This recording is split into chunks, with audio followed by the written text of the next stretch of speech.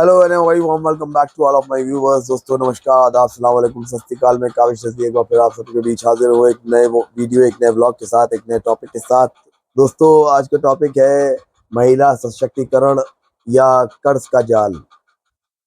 दोस्तों मेरा ये टॉपिक उसी से रिलेटेड है जो कुछ साल पहले से हमारे देश में अनसिक्योर्ड लोन और की फैसिलिटीज आई, और उसने देश में क्या योगदान दिया और क्या नुकसान किया, इसी से रिलेटेड मेरा ये ब्लॉग है। दोस्तों हर अच्छी योजना की शुरुआत एक अच्छे इरादे से होती है, लेकिन अगर उस योजना को सही दिशा न दी जाए तो वही उम्मीद एक दिन बोझ बन जाती है, परेशानी बन जाती है, मुश्किल बन जाती है।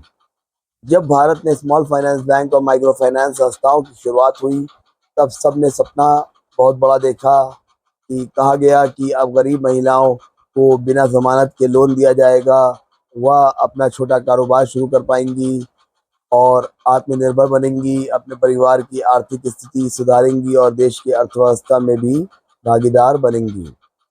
इरादा अच्छा था, लेकिन क्या व्यवस्था उतनी ही मजबूत बनाई गई? सवाल ये है। दोस्तों किसी भी महिला को लोन देने से पहले क्या उसे यह सिखाया गया कि कर्ज कब लेना चाहिए और कब नहीं? क्या उसे समझाया गया कि ईएमआई उसकी आमदनी के कितने हिस्से से ज़्यादा नहीं होनी चाहिए? क्या उसे बताया गया कि उसका खर्चा, राशन या शादी के लिए लिया गया कर्ज अक्सर परेशानी बढ़ाता है, बल्कि भविष्य का बोझ बन सकता है? अफसोस की बात यह है कि कई जगहों पर लोन पहले दिए गए, लेकिन वित्तीय शिक्षा बाद में भी नहीं दी गई। नतीजा यह हुआ कि जहां कर्ज एक अवसर होना चाहिए था, वहीं कई परिवारों के लिए वह मजबूरी बन गया। एक लोन चुकाने के लिए दूसरा लोन, फिर तीसरा, और धीरे धीरे कर्ज का ऐसा चक्र, ऐसा जाल जिससे निकलना आसान नहीं, बहुत मुश्किल हो गया। यह कहना भी सही नहीं होगा कि हर स्मॉल फाइनेंस बैंक या हर माइक्रो फाइनेंस संस्था गलत है। लाखों महिलाओं ने इन्हीं योजनाओं की मदद से अपना कारोबार शुरू किया और अपनी ज़िंदगी बदली, मतलब इसका सही इस्तेमाल किया। लेकिन यह भी उतना ही सच है कि जहां जिम्मेदार ऋण वितरण और वित्तीय जागरूकता की कमी रही, वहां लोगों की परेशानियां बढ़ी। आज ज़रूरत सिर्फ यही पूछना नहीं है कि कितना लोन दिया गया, बल्कि यह भी पूछने की है कि कितने लोगों को लोन लेने की समझ दी गई। अगर अतीत से हमने सबक नहीं लिया तो भविष्य में कर्ज लेने वालों की संख्या बढ़ेगी, लेकिन आत्मनिर्भर बनने वालों की नहीं। अगर आज भी वित्तीय शिक्षा, पारदर्शिता और जिम्मेदार ऋण वितरण शिक्षा पर ध्यान नहीं दिया गया, तो आने वाले वर्षों में कई और परिवार कर्ज के ऐसे चक्र में फंस चुके होंगे, फंस सकते हैं, जहां मेहनत तो बढ़ेगी लेकिन राहत नहीं मिलेगी। इसलिए अब समय आ गया है कि महिला सशक्तिकरण का मतलब सिर्फ महिलाओं के नाम पर लोन देना नहीं, बल्कि उन्हें सही आर्थिक ज्ञान, सही सलाह और सही अवसर देना भी है।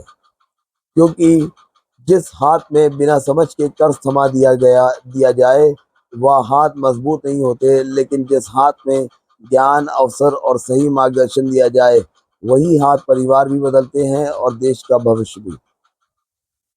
दोस्तों आखिरी में चंद लाइनें आप लोगों के लिए कि सिर्फ कर्ज से तकदीर नहीं बदला करती, राह दिखाने से मंजिल मिला करती है। सिर्फ कर्ज से तकदीर नहीं बदला करती, राह दिखाने से मंजिल मिला करती है। इल्म हो, ईमान हो और सही रहनुमाई भी, तभी सशक्त समाज की बुनियाद खड़ी हुआ करती है।